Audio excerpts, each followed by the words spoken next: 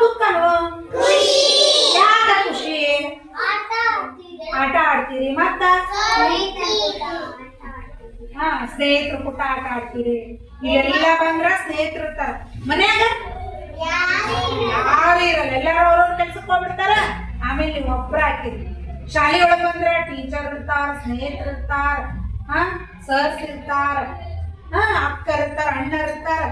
ಎಲ್ಲರ ಜೊತೆ ಕೂಡಿ ಆಟ ಆಡ್ತೀರಿ ಓದ್ತೀರಿ ಬರೀತೀರಿ ಹೌದಾ ಇಲ್ಲ ಟೀಚರ್ ಅಂದ್ರೆ ಖುಷಿನಾ ಏನ ಇದನ್ನ ದುಃಖನ ಟೀಚರ್ ನೋಡಿದ್ರೆ ಏನ್ ಅನ್ಸುತ್ತ ಖುಷಿ ಅನ್ಸುತ್ತ ಟೀಚರ್ ಬೇಕಾ ಬೇಡ ಶಾಲೆ ಬೇಕಾ ಬೇಡ ಶಾಲೆ ಎದಕ್ ಬೇಕು ಓದು ಬರ ಕಲಿಯಾಕ ಓದು ಬರ ಕಲ್ತ್ರೆ ಏನಾಗುತ್ತ